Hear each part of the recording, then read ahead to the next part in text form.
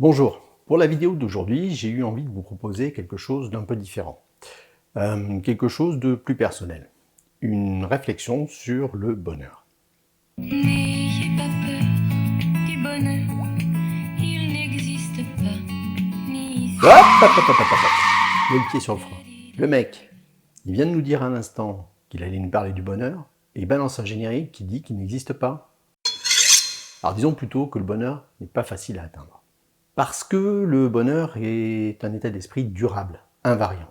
Rien ne doit pouvoir venir l'altérer. Ce que l'on peut nommer dans un autre registre la béatitude. Malheureusement, cette vision ne résiste pas aux assauts du réel. Soyons honnêtes, nous sommes tous dans une inquiétude permanente, avec des fugacités de joie, d'accord, mais vite rattrapées par qu'est-ce que va être demain. Et donc, où est l'invariance? Il est capital, à mon sens, de distinguer la notion de bonheur et de joie, mais aussi de plaisir, obtenu par la satisfaction d'un désir. Le but de cette vidéo est de mettre un peu en perspective cette nouvelle injonction au bonheur que l'on voit fleurir un peu partout. Un phénomène qui semble de plus en plus présent dans nos sociétés contemporaines et ultra-urbanisées. On a l'impression que dans notre monde actuel, il est devenu indispensable d'être heureux en permanence. Et surtout que l'on doit tout faire pour atteindre cet état de grâce, coûte que coûte. Mais est-ce vraiment le bonheur que nous recherchons ainsi? Ou est-ce simplement une quête illusoire dictée par une société qui nous pousse constamment à être plus performants, à réussir, et bien évidemment à sans cesse consommer pour nous sentir satisfaits? Il faut montrer que nous sommes toujours heureux, sinon nous sommes stigmatisés et considérés comme faibles, victimes d'un jugement social lié au regard des autres. Et nous voilà couverts en permanence d'un masque qui révèle plutôt une hypocrisie, une sorte de bonheur de façade, masque qui ne doit surtout pas être retiré, au risque de découvrir qui nous sommes vraiment. Et ces injonctions ne sont-elles pas en partie responsables de la hausse des burn-out? Je mettrai cette idée en parallèle avec le fameux « il n'y a pas d'échec ». Autrement dit, on s'est bien ramassé sur un projet de vie ou professionnel, et en fait, c'est une leçon. Oui, c'est possible. Mais parfois, on se plante vraiment. Hein. Alors pourquoi devrais-je le voir uniquement à travers un prisme positif? L'honnêteté, la sincérité, c'est aussi d'avoir le droit de mal le vivre, de regarder l'échec avec lucidité, ne pas l'occulter sans plus.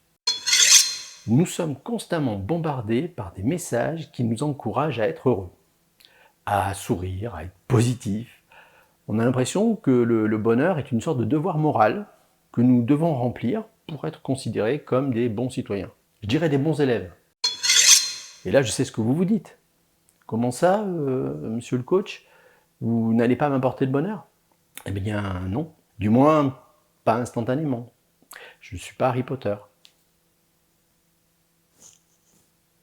Ouais, ok, je vois ce que vous voulez dire. Mais ça marche pas comme ça. C'est pas deux formules, 3 tours de passe-passe, et voilà pleinement heureux. Un peu comme 3 patères et 2 AV.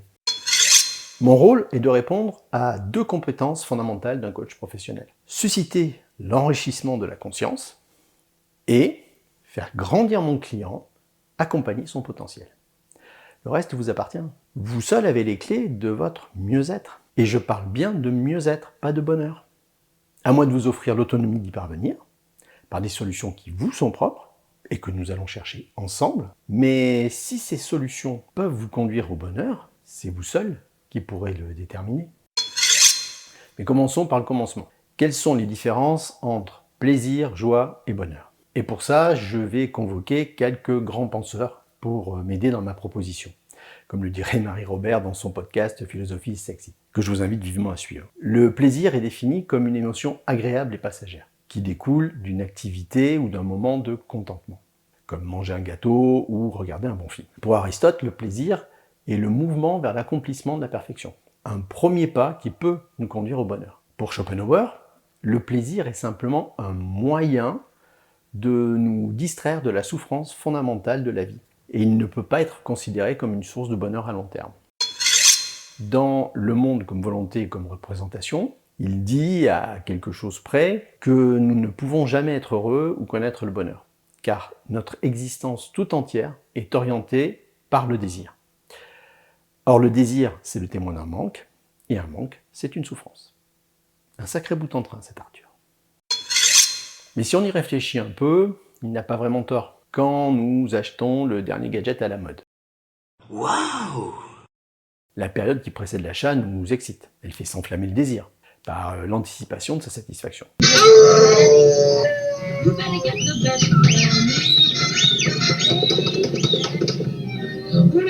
Puis, suite à l'achat, la satisfaction du désir étant obtenue, le plaisir ne dure pas longtemps. La nouveauté laisse alors place à l'habitude et à l'ennui. You know what? I'm happy. Et nous plongeons vers un nouveau désir à satisfaire. C'est un cycle sans fin. Alors, quelles sont les solutions pour échapper à cette boucle? Alors, il y a deux grands courants de pensée qui nous ont proposé des portes de sortie possibles. L'épicurisme et le stoïcisme. Alors, ce ne sont pas des gros mots, je vous rassure, ça va bien se passer. L'Épicure nous propose de définir nos désirs en trois grandes catégories. D'abord, naturels et nécessaires, comme boire, manger et dormir. Puis viennent les désirs naturels et non nécessaires. Les mêmes désirs que précédemment, les mêmes besoins que précédemment, mais où apparaissent des préférences, comme boire du coca ou des trucs plus violents plutôt que de l'eau. Ce n'est pas nécessaire. Manger est nécessaire, mais manger un plat que l'on apprécie énormément, particulièrement bon, n'est pas nécessaire. On est loin de la vision distordue de l'épicurien telle que l'on l'emploie aujourd'hui. Et pour finir, les désirs non naturels et non nécessaires, les véritables obstacles au bonheur, la richesse, la réputation, la réussite, la gloutonnerie. Il s'agit là en fait de désirs de toujours plus, et qui sont jamais satisfaits. La fameuse boucle sans fin tout à l'heure. C'est globalement l'idée sous-tendue par le bouddhisme, c'est-à-dire faire taire les affects et les passions pour atteindre le bonheur, ici et maintenant, sans attendre une vie après la mort. Mais honnêtement, est-ce que nous sommes tous prêts à vivre comme un moine tibétain? Le stoïcisme, et plus précisément Épictète, dit dans le manuel, des choses les unes dépendent de nous, nos jugements, nos désirs, nos aversions. Les autres ne dépendent pas de nous. Le corps, la chance, les témoignages de considération ou de mépris. Mais si tu regardes comme étant à toi ce qui est à toi, et comme étant à autrui ce qui est à autrui, tu ne t'en prendras à rien ni personne, et personne ne te nuira. Tu n'auras pas d'ennemis, car tu ne souffriras pas. Ce que Marc Aurèle reprendra dans une formulation plus simple, que la force me soit donnée de supporter ce qui ne peut être changé, et le courage de changer ce qui peut l'être. Mais aussi la sagesse de distinguer l'un de l'autre. Si quelqu'un me poste un message critique sur les vidéos que je vous propose, je n'ai aucun contrôle sur lui. Par contre, je peux choisir ma façon d'y réagir. Je peux m'énerver. Mais qui sera en souffrance? Je peux vouloir lui démontrer que j'ai raison, par une réponse bien cinglante, en tentant de gagner le jeu « je t'ai bien eu mon salaud » de l'analyse transactionnelle d'Éric Berne. Mais si je n'arrive pas à clouer le bec de mon détracteur, qui sera de nouveau en souffrance? Le stoïcisme invite plutôt à l'ignorer, à laisser glisser, ne pas ruminer, et passer à autre chose. Cette vision stoïcienne de la quête du bonheur paraît plus tenable, car moins tournée vers l'ascèse épicurienne ou bouddhiste. Être en prise avec le monde en lucidité, sur ce qui peut m'apporter et me satisfaire ou pas. Mais l'ataraxie stoïcienne est difficile à tenir sur le long terme. Et est-ce vraiment un bonheur que d'être dans l'observation permanente de chacun des événements que l'on rencontre? Déterminer ce qui dépend de nous ou pas. Ça peut être épuisant, et ça peut nous couper de toute spontanéité. Spontanéité qui, elle, peut-être, pourrait me conduire à la joie. La joie est une émotion proche du plaisir, mais beaucoup plus intense, qui touche la globalité de l'être. Le plaisir peut s'obtenir facilement, voire se provoquer. La joie, c'est plus profond, plus mystérieux. La joie, elle touche l'esprit, le corps, le cœur. Elle nous fait exulter, danser, chanter, rire. Spinoza en donne une magnifique définition dans l'Éthique. La joie, c'est le passage d'une moindre à une plus grande perfection. C'est-à-dire que la joie est une croissance de l'être, un accroissement de notre puissance d'exister. Frédéric Lenoir revient sur cette idée dans une interview qu'il a réalisée pour la sortie de son livre sur Jung, en disant « À chaque fois que nous grandissons, nous trouvons la joie. Que ce soit l'enfant qui apprend à marcher, le sportif qui gagne, l'artiste qui crée. La joie est une grâce qui nous tombe dessus sans crier gare. » Spinoza distingue la joie passive, qui est extérieure à nous, de la joie active, qui est intérieure à nous. Les joies extérieures ne durent pas, comme celle du sportif après la victoire.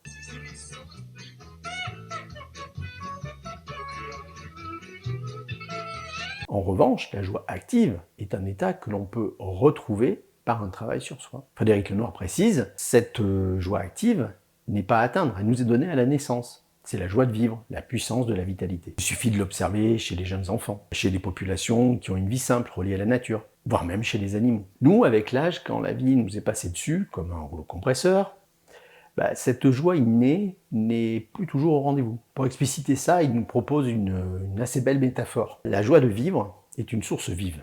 Avec les obstacles de la vie, les peurs, les défenses, la construction de l'ego social, nous bouchons la source comme avec autant de cailloux. Pour la faire jaillir de nouveau, ôtons les cailloux. Il propose la déliaison, c'est-à-dire dégager ce qui nous entrave et ce qui nous empêche d'être nous-mêmes. C'est un travail de connaissance de soi, ce que Jung appelle le processus d'individuation. L'individuation n'a rien à voir avec l'individualisation. L'individualisme est un état égocentré. Ce travail peut se faire par la psychanalyse, les psychothérapies, la méditation, l'introspection. Bon, moi j'y ajouterai l'aide d'un coach pour une thérapie courte et précise. L'individuation est un travail de conscience qui nous permet de refuser ce qui est mauvais pour nous. Les relations toxiques, un travail inadapté, les conflits. Et de choisir vraiment ce qui nous convient. Si je suis en accord profond avec moi-même, je peux alors pleinement profiter de la vie et de mon rapport aux autres. Quant au bonheur, lui, comme je le disais en introduction, c'est un état d'esprit durable, profond, qui découle d'une vie parfaitement équilibrée, sans que quoi que ce soit ne puisse venir l'altérer. Un état que seul le Dalai Lama connaît peut-être. Kant disait « Le concept du bonheur est si indéterminé que malgré le désir qu'a tout homme d'arriver à être heureux, personne ne peut le définir avec précision. Le bonheur est un tout absolu, un maximum de bien-être dans mon état présent et dans mon futur. » Alors, pour ma part, moi je sais, le mec il ose parler après une citation de Kant, et j'ai même pas peur. Moi j'y vois comme un état coupé du monde, où rien ne peut interférer. Un monde à la Huxley en fait. Mais ça n'existe pas, sauf à devenir des robots déshumanisés et drogués, comme les personnages de son roman Le meilleur des mondes. Personnages qui, attention, spoiler, donc pour ceux qui n'ont pas lu le roman, vous vous bouchez les oreilles, personnages donc qui conduiront le sauvage à se suicider.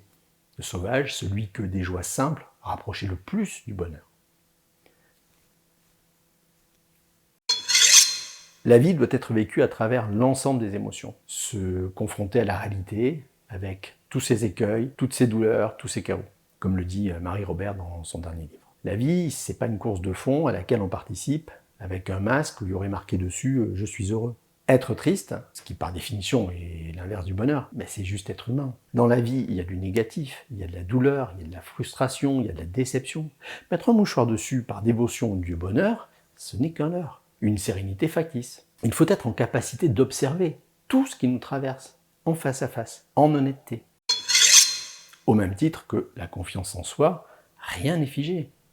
Et heureusement, sans le doute et la peur, comment progresser et s'améliorer ? Au contraire, ces émotions sont propres à notre nature humaine soumise à la contingence de la vie. Si nous prenons l'archétype du héros, par exemple, celui qui échoue, se trompe, est trahi, se perd, mais qui se relève et finit par atteindre son but. Nous l'adorons tous, celui-là. Mais il reste en lui toutes ses faiblesses.